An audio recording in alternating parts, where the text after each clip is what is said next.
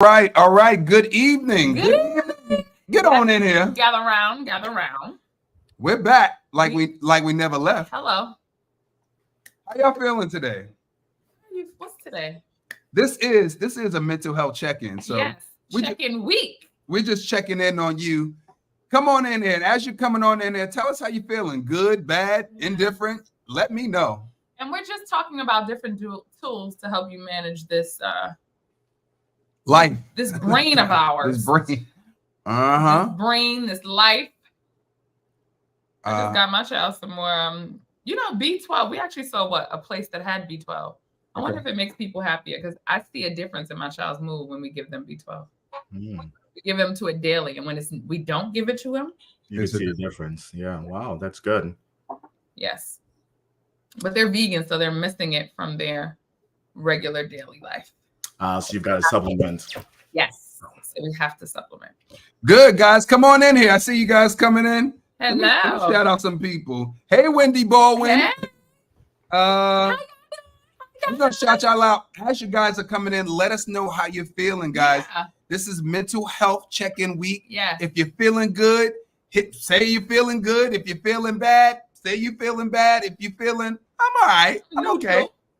Let us know. We want to know how you feel because that's what this is all about. That's what this is about. We're trying to give you the tools, baby. We're trying to give you the tools to be better. Yes. Mentally, and we know you're gonna have bad days, but why not try to have as many good days as we can while we're here? That's right.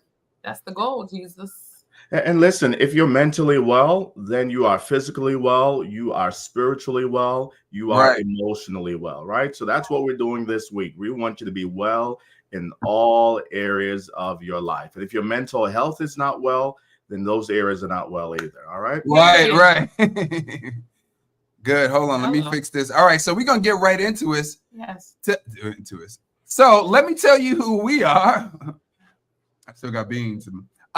We are Sean and Michelle Clark. Yes. We are the owners of Double Dutch Aerobics. We are the cast of season 36 on The Amazing Race. I had to throw that in there. And we're also the host of the Jump and Juice. What, Michelle? The Jump and Juice 10,000. Where we do a 10-day juice cleanse with 10,000 people. Ooh, that's a lot of people. And if you want to know more details about that, subscribe to the website, doubledutchaerobics.com. And we will send you all of the information to register because the next one is when? Husband? April 8th through the 18th. Now, we're going for a minimum of 10,000 people, but this time we're going for 1 million people. 1 million. 1 million people juicing at the same time. If you are going to juice with us, let me see you type in the box 1M. Yes. 1M, because we're going for 1 million. 1M. Type in 1M in that box. Yeah. Let us know if you are joining us this time, because I know last time when we were juicing, y'all were like, next time I'm juicing. Well, and next time is now. Next time is now. Yeah. Come on, somebody. Next time, that's a word. Next time is now. There you go. There you go. April 8th to the 18th. Register. Oh, they said I'm good. Thanks for asking. Good. Yes. This thing is so delayed. I know. So we're gonna get right into this. We have Dr. Maurice Cassell joining us again on day 4. He's been joining us all week, giving us so much information. I mean, you ask him, he'll know the answer to it. I'm putting the pressure on you. Oh, mercy. He's a behavioral health specialist. He's a therapist. He's an LPC. He's a lot, and he's a friend. He's a friend. That's most important. That's right. Give it up for him. Let me see some claps. Let me see some claps in that comment box. Claps in that comment box. Just make it clap. I'm from Brooklyn. All right. So, without further ado, there you go. Well, my friends, it's been an honor to join you this week. It's been great to be with Sean and Michelle of Double Dutch Aerobics. And I want to remind you what I started off by saying on Monday, that this is a movement. And I know I blindsided Sean and Michelle when I said that because they had no idea the impact that they were having, that it actually transcended just what they were doing. And it has become a movement, and it's a holistic movement, right? They are wanting to make sure that we are well in all areas of our lives. And I gave the picture, right, of how I conceptualize and how I frame the work that Sean and Michelle are doing. And I want to remind those of you who are tuning in today that this is how I think of the work that Sean and Michelle are doing at Double Dutch Aerobics, right? It's like a pretzel. And when you go to eat a pretzel, you don't only eat one aspect of the pretzel, right? It's tripartite. It's 3 parts. And that's who we are. We are a tripartite being. We are body, soul, and spirit.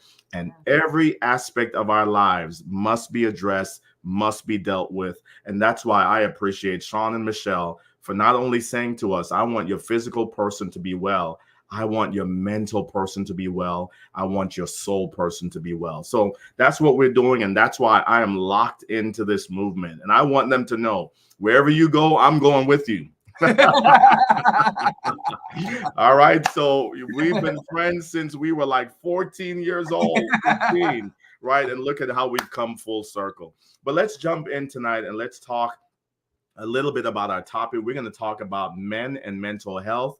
As always, I want to remind you, I won't put it on the screen for today, but I'll just remind you that we are not assessing, we are not diagnosing, we are not treating any mental health conditions. What we're simply doing is we are creating awareness, right? And we are giving you self-help, self-regulating techniques to help you along in your journey. And here's what we know. I love what Dr. Caroline Leaf says. She says awareness leads to empathy.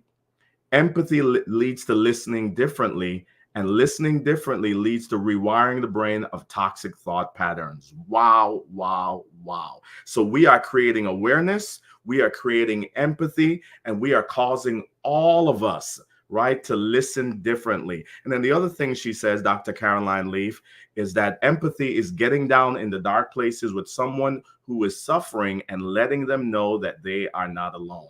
Man, that all just comes from out of here, Sean. I've got it all up here and all in my heart. So I just, right, I'm embedded in this, so I'm able to spit that out. But I want us to know what we're doing. The other thing that comes to mind before we jump in is that someone might be saying, Sean and Michelle, why are you talking about mental health?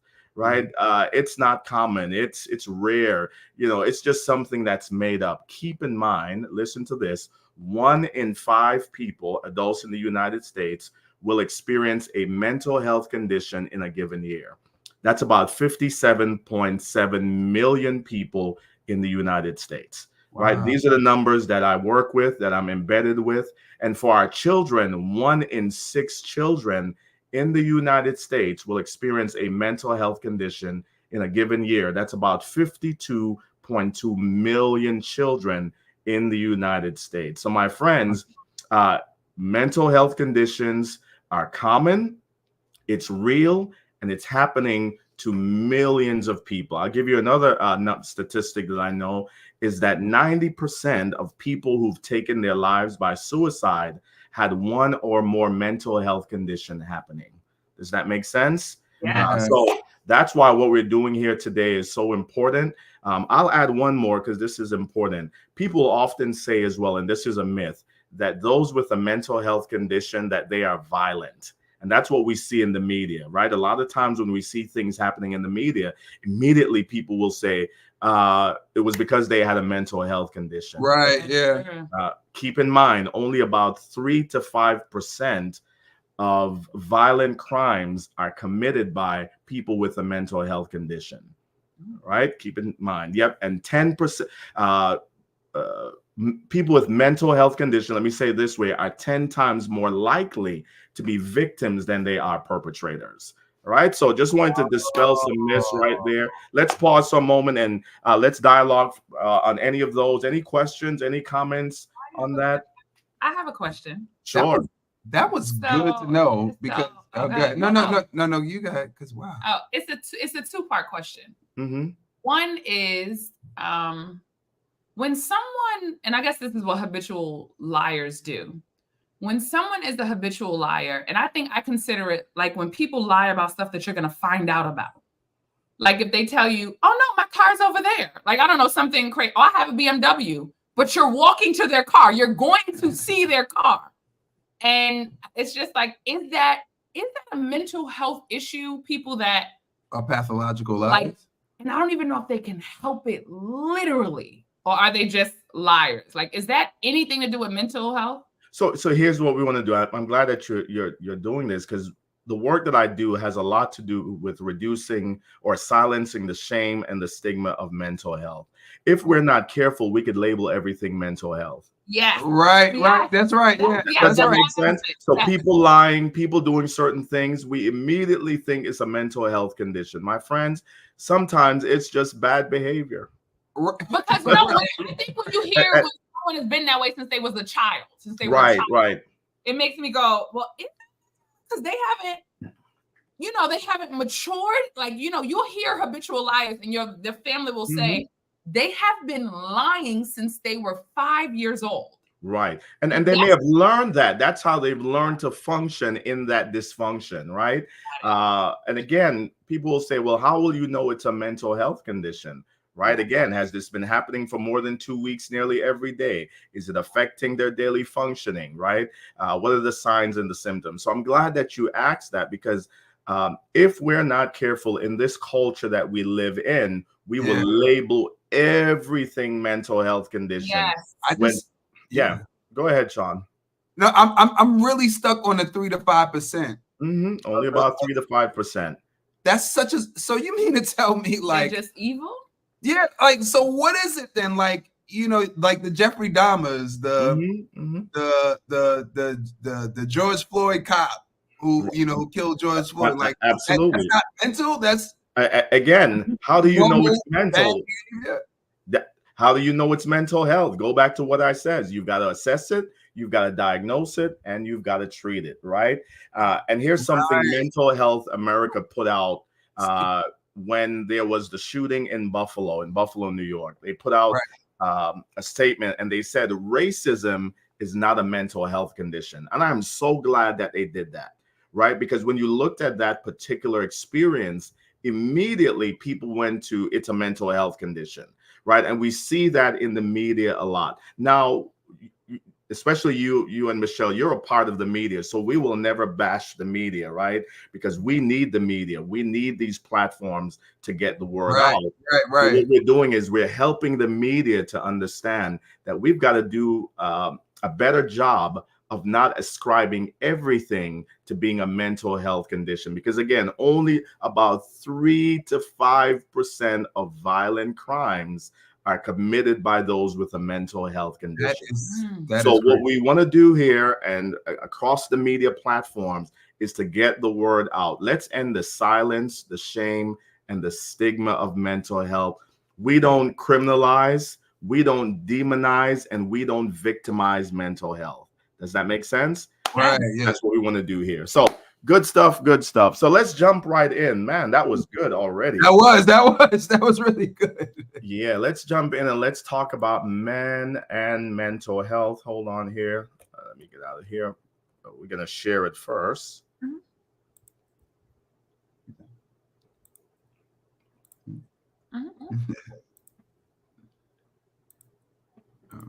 All right, let me know when you can see that, Sean. Okay, hold on.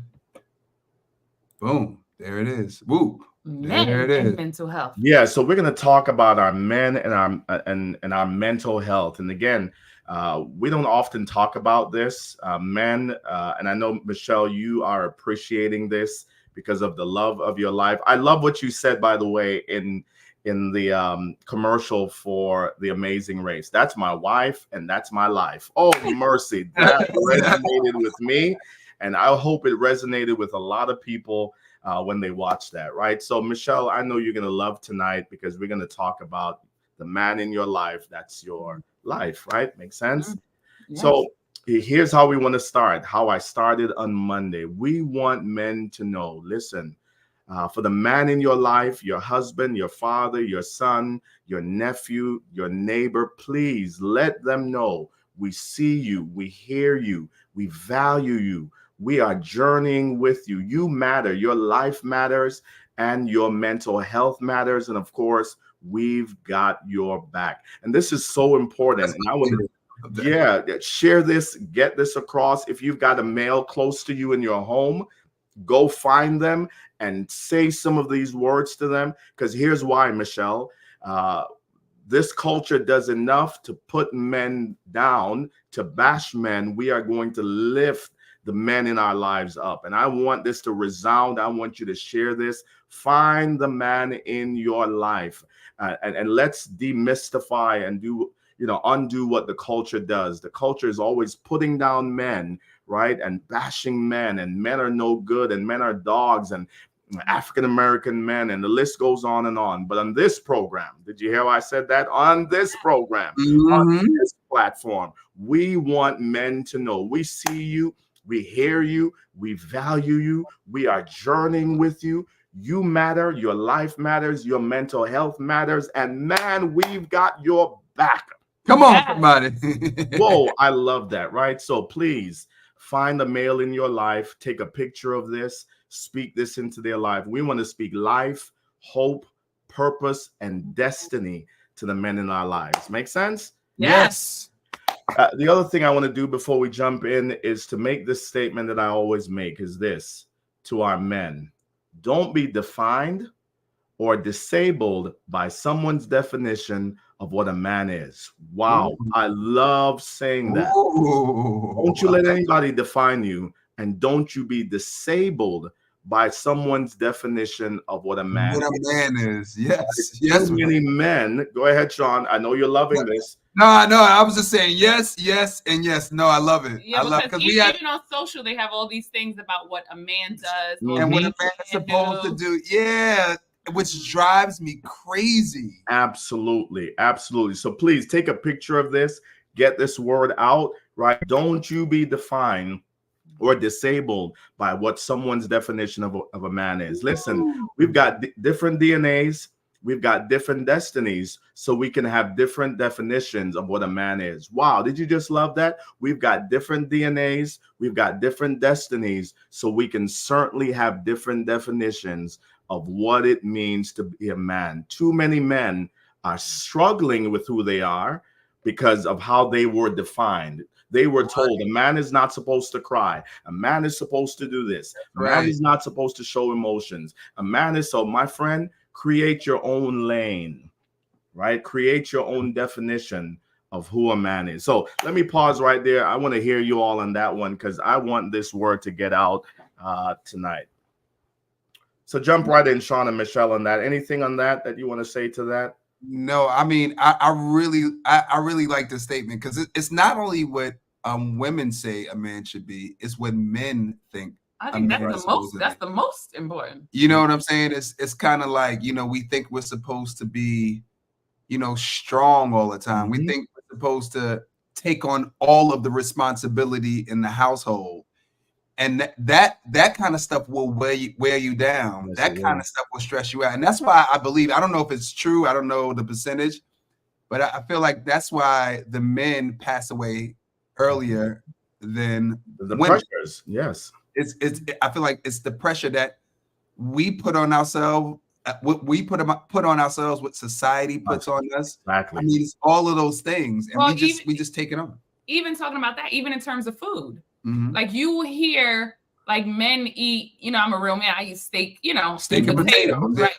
Like it's almost not manly to be vegan or not manly to be a fruitarian, and that is the most odd thing that someone could define a man by, because it's like, okay, to be sicker, that just doesn't make any sense. Doesn't line up. But again, it's how we've been socialized, right? Right. And we want to demystify that. We want to disrupt those negative things that's been passed on from generation to generation, right? One of the other things I love to say is this: your DNA does not have to determine your destiny. Your DNA does not have to determine your destiny, right? So we may have the same DNA, but we don't have to have the same destiny. Make sense? So let's get this word out here. So here's what I want to do. I want to do a great exercise to get us going. And I'm going to ask Sean, you're going to help us with this because, of course, this is your program. We are aligned to you, and we're talking about men. So here's how we're going to do this, and then we will talk through why I'm doing this at the beginning. So this is called a scrambled exercise. If you've got males around you, or when the males watch this, please do this exercise, and we'll see how it plays out.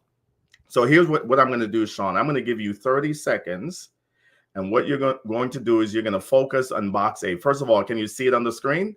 I can see it. There you go. You're going to focus on box A. And what you're going to do is you're going to find the numbers going in sequential order. So starting from 1, you've got to find 1, 2, 3, 4, 5, 6. Don't jump all the way up to 72, right? You've got to go in order, sequential order. 1, 2, 3, 4, 5, 6, 7, 8, 9, 10, 11. Just keep going to see how far you get in 30 seconds. You got hold that? on. Yep. Hold on. Let me just try to. I'm gonna hide this. Yeah. Okay. There it is. Because I want to see all of the numbers. Okay. All right. So you got 30 seconds. Start at 1 and make sure you go in order. 1, 2, 3, 4, 5, 6, 7, 8, 9, 10. Don't jump all the way to 72. And those who are watching, again, you're gonna do this as a male. And let's talk through this. And time starts now. 30 seconds. Okay. Don't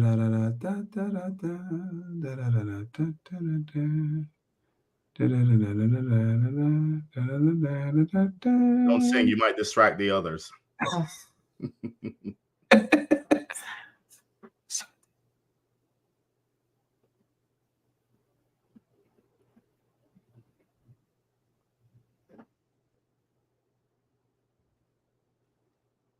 And time is up. Time is up. Excellent. All right. Good. How far did you get? 10. 10. Perfect. Excellent. Let me say something before we move forward. You should see the pride in Michelle's eyes. This woman loves you, Sean. I'm not. I know. Doesn't she? Oh, man. You should see how she was rooting for you. Excellent. So here's what we're going to do. We're going to go to the next round. And now we're going to focus on box B. Let me give you some instructions on box B. You'll notice it's broken down in 4 quadrants, 4 parts, right? And here's the other thing. I want to give you some instructions. On the left side of box B are your odd numbers. 1, 3, 5, 7, 9, 11. On the right side of those 4 quadrants are your even numbers. 2, 4, 6, 8, 10, 12. Make sense? You're going to do the same thing. Start at 1, go in sequential order. Now that you've had those directions, left side odd numbers, right side even numbers. Time starts right now. Okay.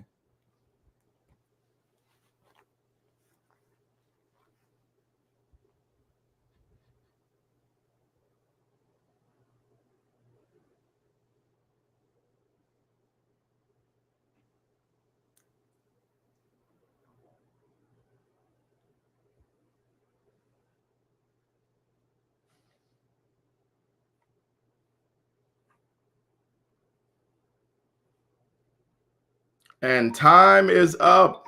There you go. Let's dismiss that. Excellent. All right. How did you do on this round? 16. 16. Right. Excellent. Excellent. So let's talk about this for a minute, right? Let's dive into this. What was the difference between round 1 and round 2? Structure. Structure. Good. So yeah, so in box A, it's all over the place.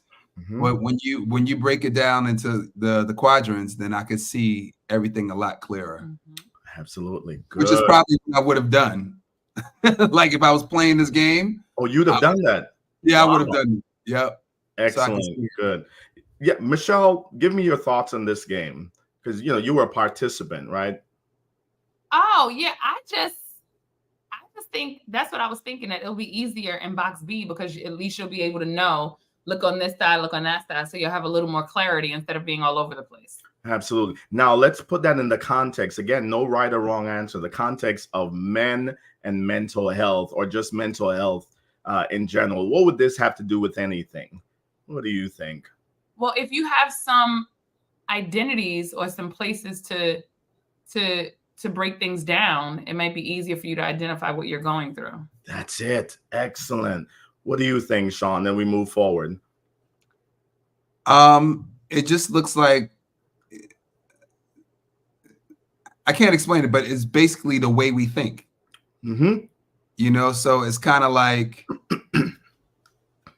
in box A is like everything is pretty scattered and all over the place. That's what you said, right? No, that's not what you said. Yeah. Okay. So it's like scattered and all over the place. And then box B, it feels like, I don't know, just kind of. Yeah, there's order, there's structure.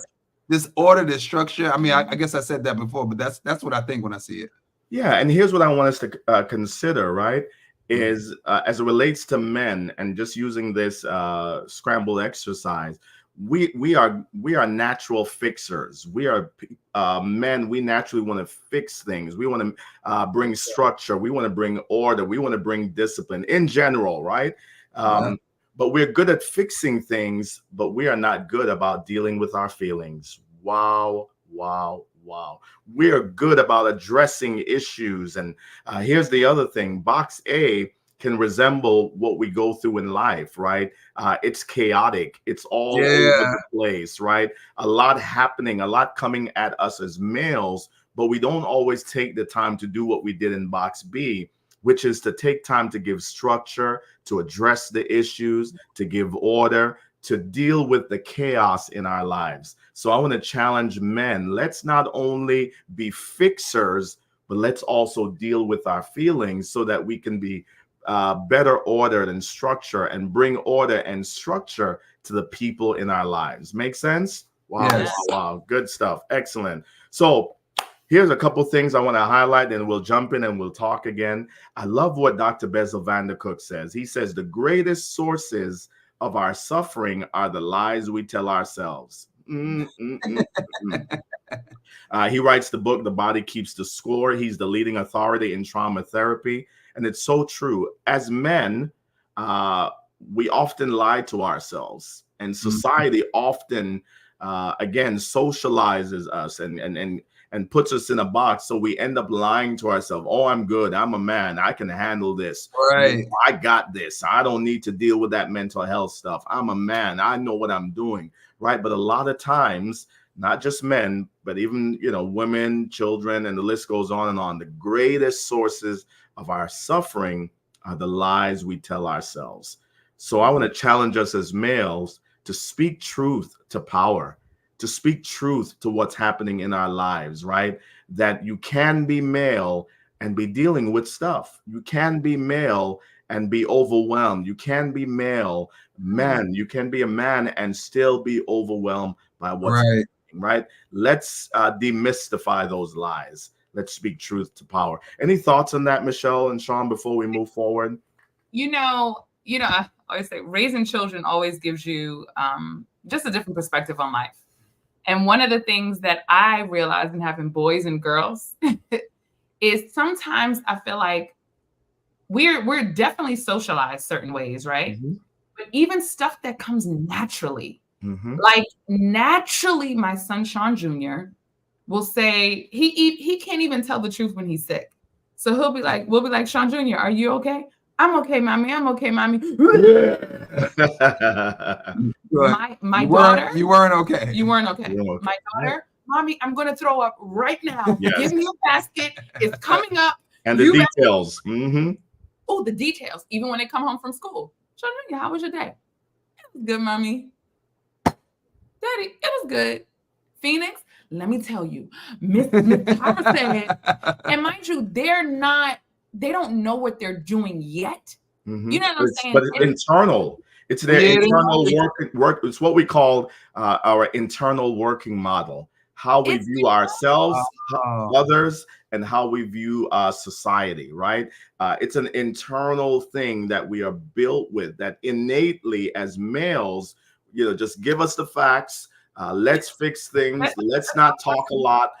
Again, and that's in general, right? We want to be mindful of that. Some males are more verbal, how they were socialized, how they were raised. It's almost that concept of nature versus nurture. Make sense? Yes. And it makes you look at yourself, because I'm like, is that what they get from us? Because they've been around us their whole life. I'm like, do we do that?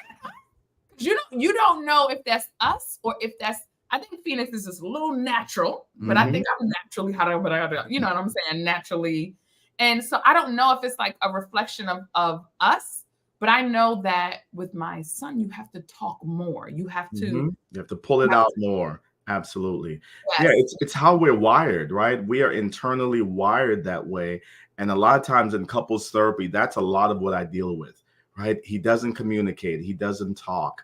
And one of the things I have to help particularly the wife, to understand is, tell me a little bit more about that. And she said, he doesn't communicate. He doesn't talk. Then I'll say to him, so tell me, what did you hear your wife say? And then he'll say something like, but I fixed the dishwasher. I washed I do the dishes. And I say, stop right there. What did you hear him say? What you heard him say was, I communicate by doing. Yeah. I communicate. Does that make sense? And we'll talk about that, hopefully at the end here, is just to be aware of how the male in your life communicates. Makes sense? I can think of one session, and you won't know who the person is. And, the wife was like, he doesn't communicate. He doesn't talk. And then she said, but when whenever he makes a mistake, he goes out and he buys me the best gifts that he can. I said, stop right there. What did you just hear him say? He is saying to you that I acknowledge that I'm wrong, but my way of telling you that I am wrong is by giving you gifts. Yeah. Oh, I didn't realize that. So, right, you want to be leaning into male versus female communication. So here's a question that I often ask males. How full is your cup? And I ask people this question. We could put that on the screen. How full is your cup? And I want you to kind of think about that. Michelle, you can think about that as well. And Sean, and I don't know if this is a platform for you to answer that, but let's answer that question. How full is your cup? How many cups? 20. Yeah. There you go. We need more than one cup. You need more than one.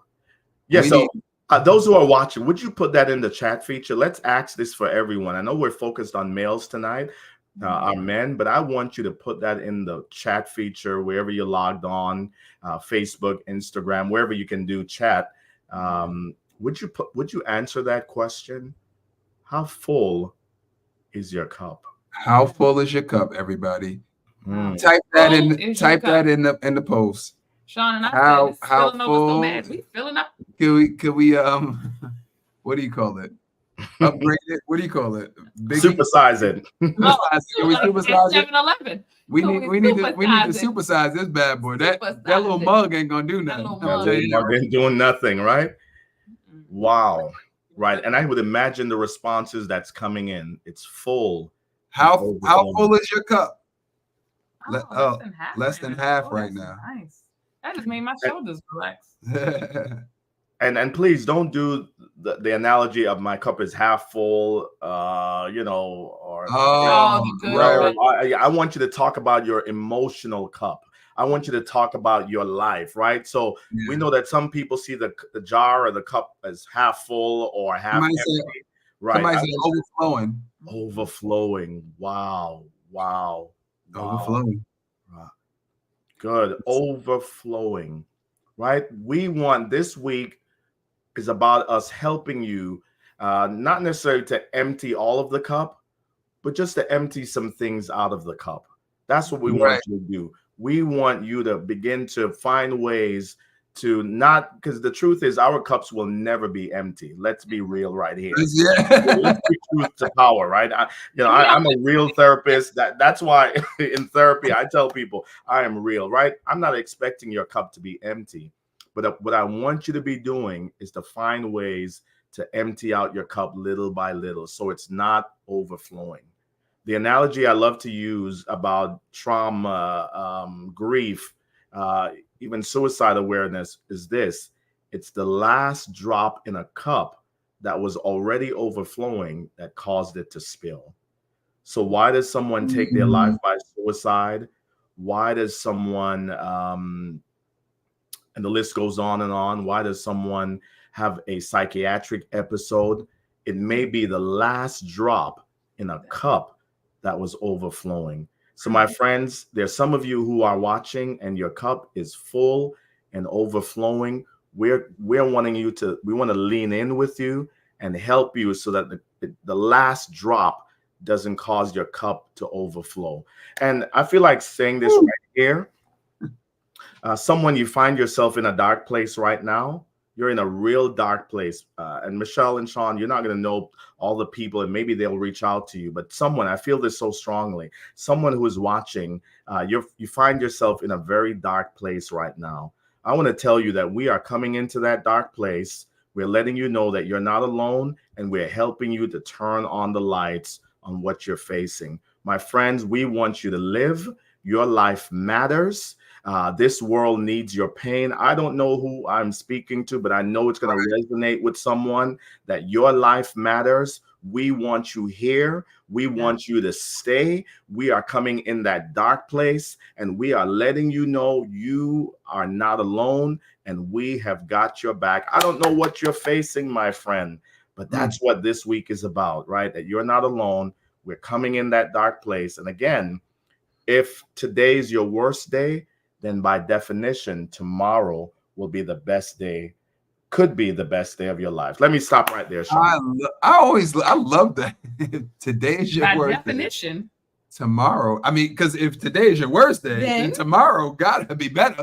At least it gotta be better. It has to be better. So I just felt like we spoke to someone right now, Sean. They were in a very dark place, and we want to let them know, stay. Your life matters, right? We want to speak life. We want to speak hope. We want to speak resilience. We want them to know that you could turn your pain into purpose, right? We want you to stay. So again, it's the last drop in the cup that might be overflowing. I said that. I didn't realize. It's just so embedded in me. We can put that on the screen, the screen there. There you go. Sorry. No worries on that.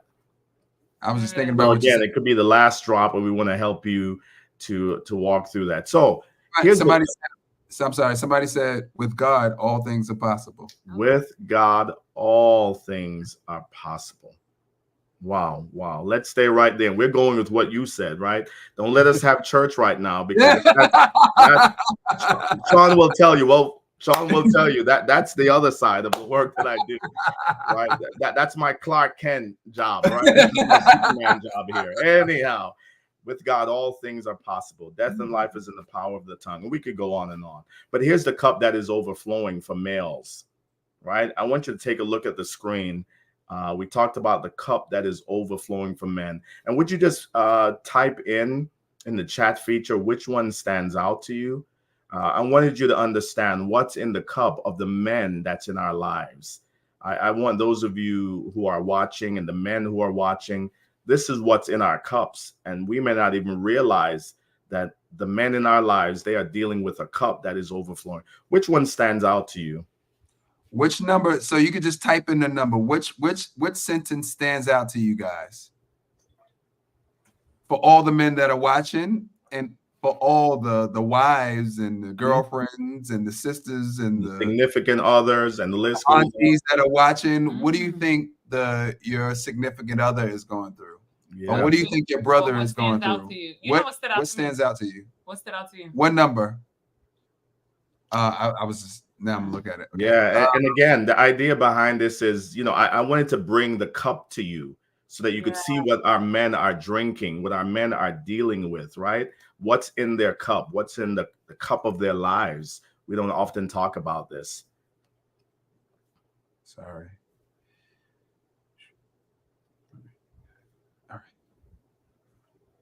All right. So what are you seeing there, Sean? What number? Yeah, that's right where my eyes went to.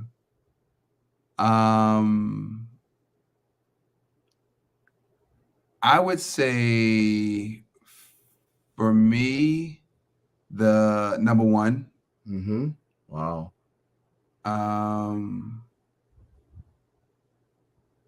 Yeah. Number one for now. Mm-hmm.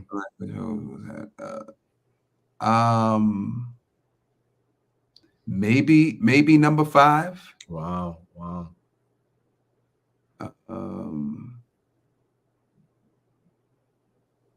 Yeah.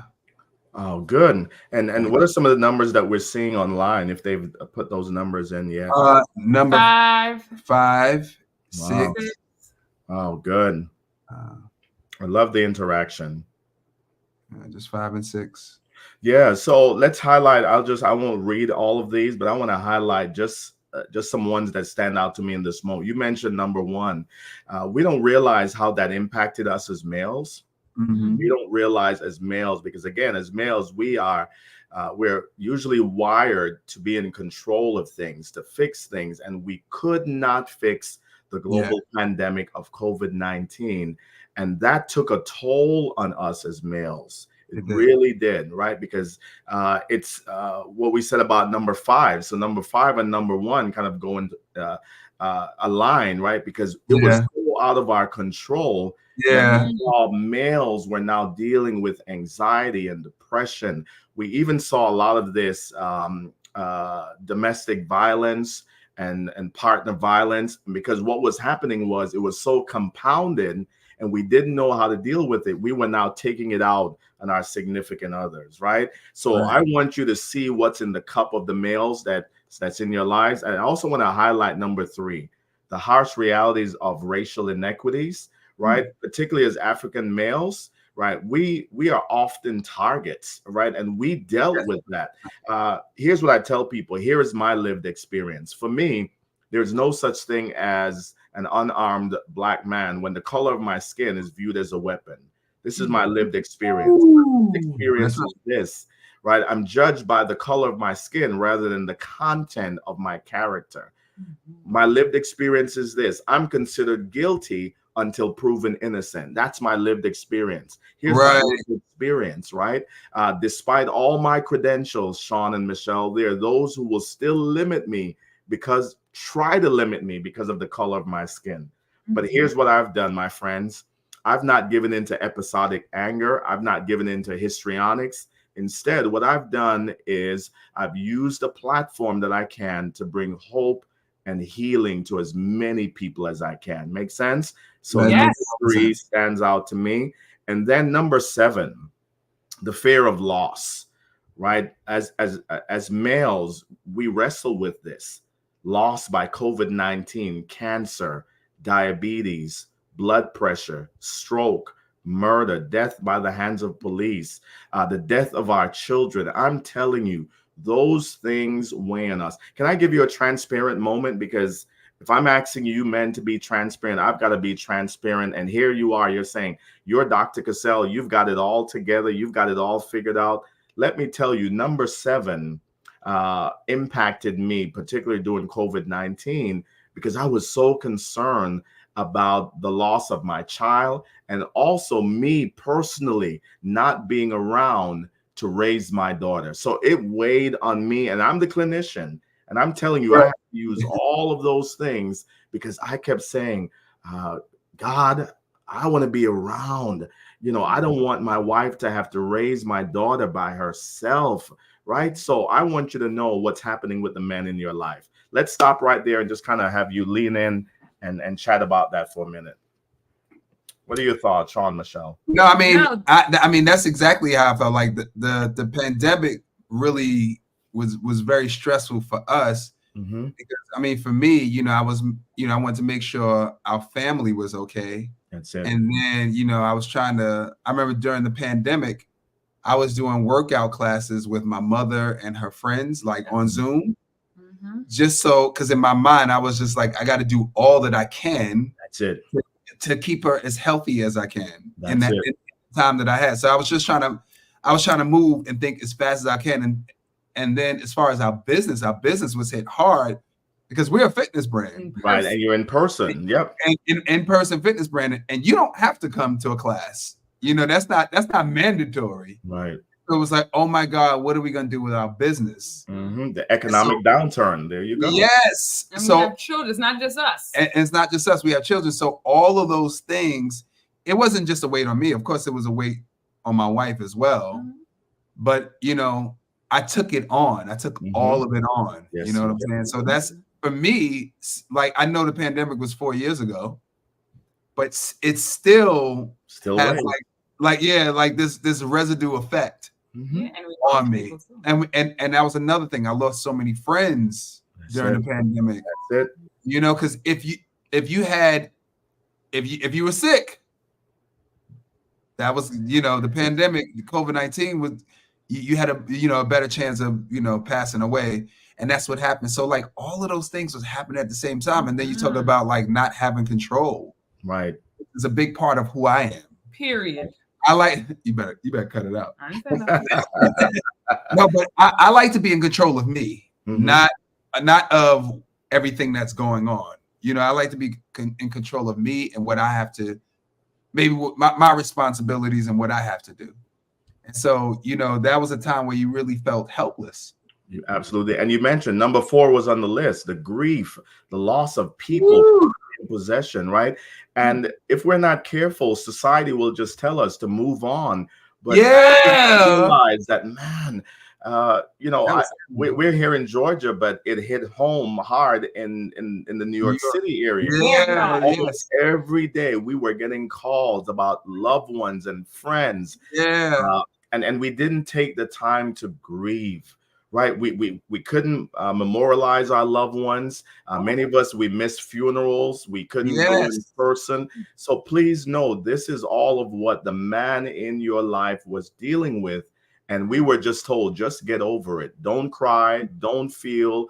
Act like nothing happened. And as a result, many males were silently suffering. Right. Silently dealing with this stuff. So we want the men in your life to know, we want the men to know, we see you, we hear you, and do whatever you can, right, to make sure you are speaking about these things. You have a place to put those things. So here's a great picture that I saw online, and I wanted to just put, because a picture speaks 1,000 words, right? Speaks volumes.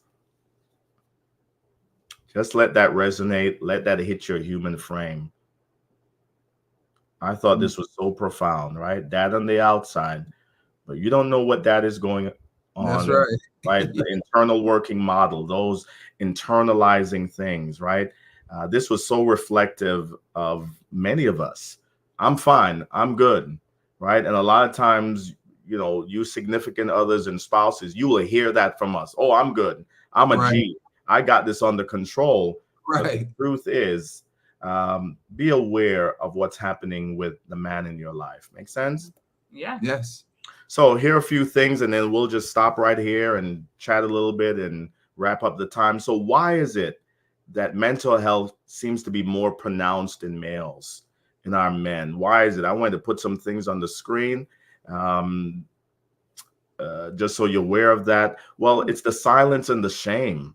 Right. We don't talk about mental health, right? There's this stigma that goes along with it. You've heard me say this over and over. Men are often socialized to stuff and suppress rather than dealing with the full spectrum of our emotions. And I want to tell the males that's watching, those online, and those who are surrounding our male, allow the males in your life to experience the full spectrum of our emotions. We're not just angry. We're not just, you know, we've got feelings as well. We are sad. We are depressed. We are joyful. We are hope. Does that make sense? Take the time to experience the full spectrum of your emotions. Why is it so pronounced? We often lead while we're bleeding. Wow. I know that. I was like, leading while we're bleeding. Come on, somebody. Yep, we do, right? So we're warriors by nature, which I think it's on the next one, right? So we'll keep going. We're bleeding, we're burned out, but we keep going. Men are usually warriors and fixers. So when those things are out of our control, it becomes a triggering thing for us. We can't control it, right? Here's the other one. Communication style is often misunderstood by us and others, right? Well, we don't know how to communicate. We don't know how to talk. We don't know how to share, right? So there becomes that challenge of our mental health. And here's the last one that I always want to highlight. And it's a big word. It's called anosognosia. Wow. Anosognosia, right? And that word simply means that sometimes we just lack the awareness of what's happening with us. We're not aware that, man, that thing really took a toll on me. That pandemic took a toll on me. That loss took a toll on me. The loss of my dad, my mom, my wife, my sister, the loss of that job, that accident when I got fired, when my business closed. We didn't realize the impact of that. And then, of course, the ambivalence, right? Sometimes we're just ambivalent. You know, we lack care. We're just not, you know, attuned to what we're feeling. And again, I just want to highlight this. Don't be defined. Don't be disabled by someone's definition of who you are. So I'll stop right there and let's chat for a minute. What do you think? Thoughts on that? What stood out to you from that? Well, the first thing I think stood out for both of us is leading while bleeding. Lord have mercy. And you know, oh, go ahead. No, I was just thinking too, and when you said men are usually warriors and fixers, I think that's part of the reason why we don't, I guess, communicate as much, because we're so busy working on the problem. So we're so busy ready to fix the problem and focus it. Well, for me personally, I'm so busy trying to fix the problem that I'm less likely to be like, listen, this is what's happening. This is what I'm going through. You know what I'm saying? Absolutely. You know, it's funny. I remember I thought of this before. Like, just talking about financial disparities, only because a lot of men define their manhood by how much they can produce. Yes. And so sometimes, let's say a man can't take care of his family. Sometimes I feel like, and of course, this is just a theory in my head, no fact to it. This is just a theory in Michelle's mind, that sometimes if a man can't financially take care of his household, to me, that's part of the reason sometimes they leave, because they feel like they don't have any other value. Yeah, that's it. You're absolutely right. Without realizing it, there's just value in their presence. That's even it. Say it if again. at that moment they can't produce.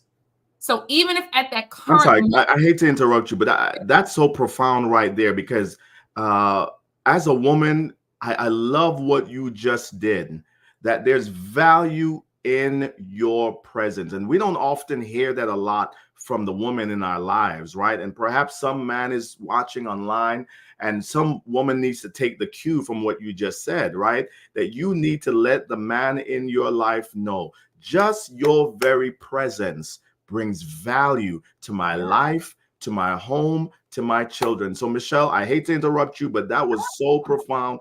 And we need to hear that from the woman in our lives, that listen, we need you. That's why we need you to be healthy. That's why we need you to exercise. That's why we need you around, right? And don't take so many males. Our first response is when we're not doing well, what do? We run. We run away, right? We shut down. We shut the people in our lives out, right? You need to hear that the woman in your life is saying, I know things are not going well, but there's value in your presence. That was profound, Michelle. And I wanted to make sure that other women took the cue from what you just said. Wow. No, that was it. And the last thing that stood in my mind was that even in terms of grief with men and women and COVID-19, it's just like, literally, I think my mother just heard this from Tyler Perry.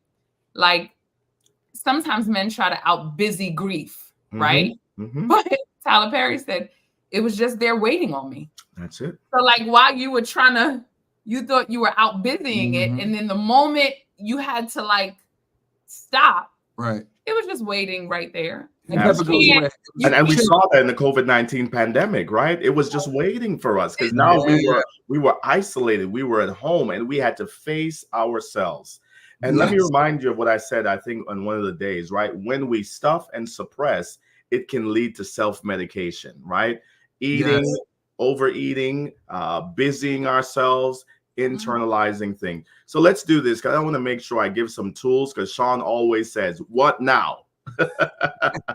I hear him in my head, right? Let's give some tools. How do we fix it? How do we fix it? That's it. How do we fix it, right? So again, these are some self-supporting things, and then we'll stop to chat a little bit. Really quickly, you want to replace those negative thought patterns. Start by replacing those negative thought patterns, right? Disrupt those toxic negative thinking and silence those self-defeating talk, right?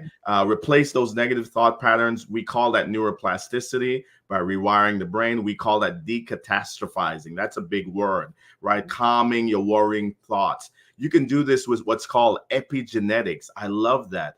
Did you know that you can literally replace the genes by putting another gene on top of your gene? In other words, what happens is our experiences literally shape our genes, but we can replace those by putting another gene on top of the gene. That's called epigenetics. And we can renew our mind, right? The sacred text talks about that, right? Yeah. Your Bible, and the list goes on, your Quran, different ones talks about that. Recognize that it's okay to express anger and grief and sadness. Recognize that mental health is no different than medical health. Both need to be addressed. And then I will address letter D, and then we'll move to the next slide. Realize that taking care of your mental health is not a sign of weakness. I want to say that to the men listening. It's not a sign of weakness when you take care of your mental health, right? Your family needs your presence. So my friend, hear it from us. Hear it from Sean. Sean is an inspiration, right, to us. We look at Sean, but he's saying to you, it's not a weakness for taking care of your mental health. And let's go to the other one. Just want to put down a few other things. Breathing exercises can really help us. We spoke about that earlier this week. Healthy activities, getting rest, good nutrition, eating well, exercising, juicing. The youth is in the juice. The youth is in the juice. And going to double Dutch aerobics. Hello. Go to double Dutch aerobics. Letter L, make those small changes, right? Because when you make those small changes, right, it regains a sense of control. You've got to set boundaries, my friend, right? As a man, you've got to set boundaries. And you know what? This is applying for all of us. These are things that all of us can do, right? But you've got to set healthy boundaries. Listen, I love letter M. Even Superman had kryptonite. You've got to know what your kryptonite is, right? Have a safe way to vent, hope and resilience, thankfulness. Man, when you are thankful, it literally rewires your brain and your body. By the way, here's a shameless plug, and it's not shameless. If you go to my Facebook page, if you go to Instagram, we are currently doing a 21-day thankfulness challenge. So for 21 days, we want you to join that challenge of being thankful, writing down 2 or 3 things that you are thankful for. So go to my Facebook page. We're going to put that on the screen in a little bit. Go to my Instagram and join us for 21 days of thankfulness, generosity, service, mentoring. All of those gives us a sense of purpose and laughter. Laughter is the best medicine. Sean and Michelle, you are always laughing, and it's the best medicine and play. Let's stop right there, and we are done. Oh, no, I've got to do this. This is so important. Okay. This is so important. Very important. For the man in your life, find out, how does he connect? People often ask, how do I communicate with the man in my life? Find out, how does he connect, right? He may connect through speaking, touching, doing, giving, quality time, or listen. I put this in quotation. He may even connect through anger. And here's what I mean by that. Listen as the angry man is speaking, because he might be communicating about something that he is missing. So don't just dismiss the anger, right? We don't tolerate anger. We don't want it to become abusive. But even the angry man could be communicating that he might be missing something, right? So for the man in your life, find out, how does he connect? Does he connect through speaking, touching, doing, giving, quality time, or anger? And we are done, my friends. Wow. Well, good stuff. Wait, may I ask my wife a question? Uh-oh, watch it now. Watch it now. You may have to come stay on my couch tonight. Michelle, I'm gonna send you back home. You're going back home. Michelle, how does your man connect? Well, you know what? I have a question for. So let me ask the question. So, what about if a man, when he's angry, do you think people speak more truth when they're angry, or do you think they speak angry talk? So it's just, I always say, it's just like intoxicated people. You have some people, when they're intoxicated, they will start spitting the truth, or they'll start spitting nonsense from their head. So I think anger is kind of, in my head, I explain anger like alcoholism, I guess, in this thing. Not alcoholism, but being intoxicated. Some people, when they're angry, they're really saying what they really feel, just like you said. So you should really be listening. But sometimes when people are angry, because they feel like they're in a battle, they might actually not be saying their truth, but they might be saying things just to be mean.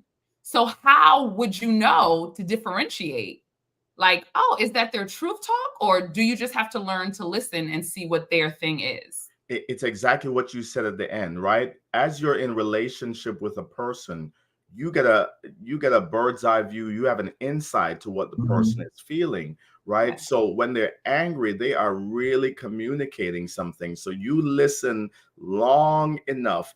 You validate their feelings, right? You listen to what they're saying.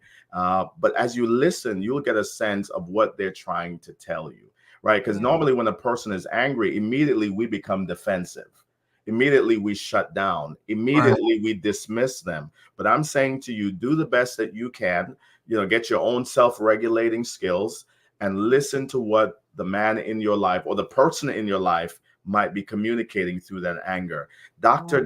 His name is Dr. Carter. He writes a book, The Angry Teenager. And he says in that book, listen, I think his name is Dr. W.M.B. Carter, and he talks about listen as the angry child speaks. So the title of the book, I think, is The Angry Child, and he really does a good job. It's an old book, and he really does a good job of explaining how when the child is angry, they are really communicating.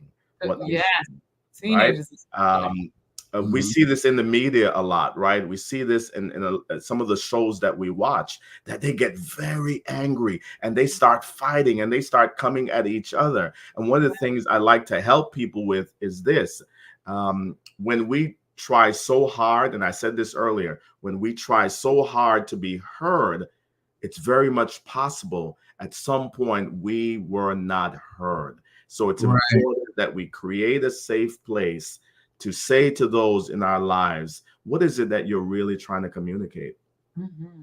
What is this really about? Is this really about the dishes? Is this really about the fact that you called me a female dog? Is this really about the fact that, you pulled my hair off, right? And I'm going down the list. What is this really about, right? And we see that a lot, again, in the media, where they go at each other, right?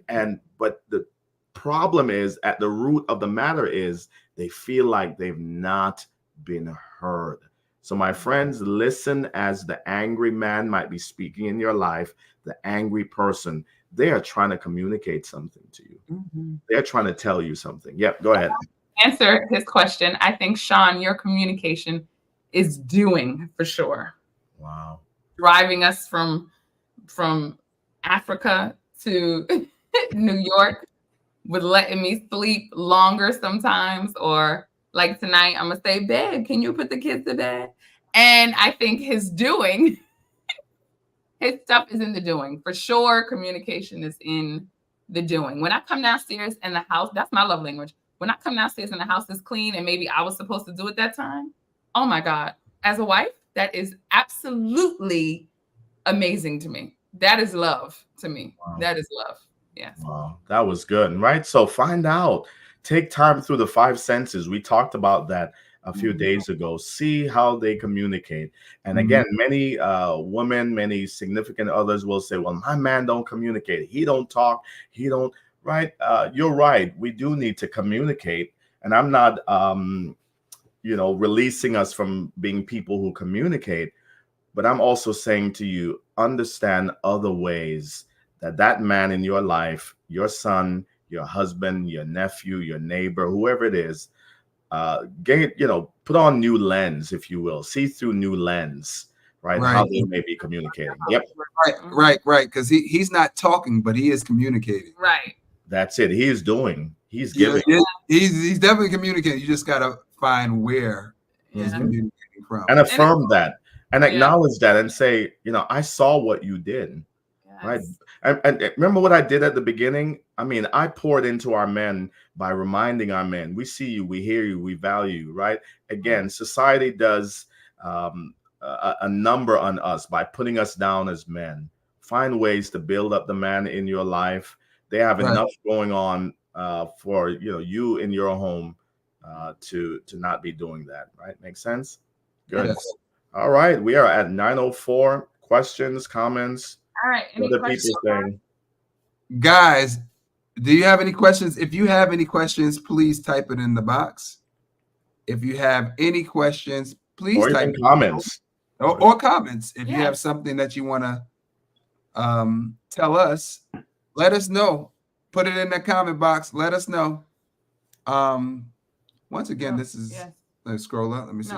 Oh yeah. Sorry. I'm doing 1,000 things at one time. I got this one. See anything? Okay. Yeah. All right, cool. All right. So if you have any questions, any comments, let us know. We see the hearts. Thank you for the hearts. Guys. Thank you guys. I'm glad you guys are. If you are getting anything out of these conversations, if you can find any value out of this conversation, let me see y'all press the number one. Press the number one if you're getting any value out of this conversation. One. Yeah, man. There we go. I know it's so delayed. Everything's so delayed. Oh, was this session recorded? Yes, this session is recorded. Subscribe to our YouTube channel, which is Double Dutch Aerobics TV. They're pressing one live, yes, and you could see the live video there. Yep. They're pressing one. They're finding value. Wonderful. Yeah, look at all the ones. Oh, this is amazing. I love this. This does my heart really proud. Listen, Salt and Pepper had a music video many years ago, right? And don't judge me. It was a great video. The title was "What a Man, What a Man, What a Mighty Good Man." Listen, you ought to find the man in your life and let him know what a man, what a mighty good man. Speak that over him, right? Yes. Yeah, it was an anthem, right? And if Salt and Pepper are listening, I want you to know that I use that song for so many things. What you did was an anthem for men, right? You were highlighting our men. And Salt and Pepper, if you're listening, and I know you are, and Charlie and Michelle, you get out there, right? Let them know that that was an amazing anthem that still resounds today. We want men to know you are a mighty good man. Yes, he is. I'm going to tell him you said it. Guys, listen, follow Dr. Maurice Cassell at C3inthistogether.com. C3inthistogether.com. I always say it 3 times because on the 3rd time, you're going to. There you go. C3inthistogether.com. You can check him out on YouTube as well. He's C3 in This Together with Dr. Maurice Cassell. Look at all these hearts. Thank you, guys. I'm glad you guys are really enjoying this. And on Instagram as well. Instagram, let me hit that. Boom! On IG, Maurice Cassell. Maurice Cassell, you go ahead and check him out. Follow him. If you have any questions, you talk to him. You need some therapy, you go ahead and talk to. Don't call us. You got to call the doctor. Now, if you want to book your Double Dutch Aerobics class and get you some joy, you know what I'm saying? Go to doubledutchaerobics.com. There you go. Yep. So we'll be doing this tomorrow, the same time tomorrow at 8 p.m. Yes. And Dr. Maurice Cassell, he will be joining us tomorrow. Tomorrow will be his last day. So get your questions now. If you got some questions, if you watch this one without your husband, your boyfriend, your brother, your man crush Monday, man crush Monday, all of that. Bring them tomorrow. You guys watch it together. There's a lot of information that we've been sharing all week. Yes, these videos are recorded. They will be posted to our YouTube page and our Facebook group. But everybody make sure to subscribe to our YouTube channel as well, which is Double Dutch Aerobics TV. And guys, we will see you guys tomorrow. See you tomorrow. We love you all. We love y'all. Well wishes, blessings, all of those good things we speak over your lives. That's right. Yes. See y'all later. Goodbye. Arrivederci. I know it was coming. You know your husband all too well.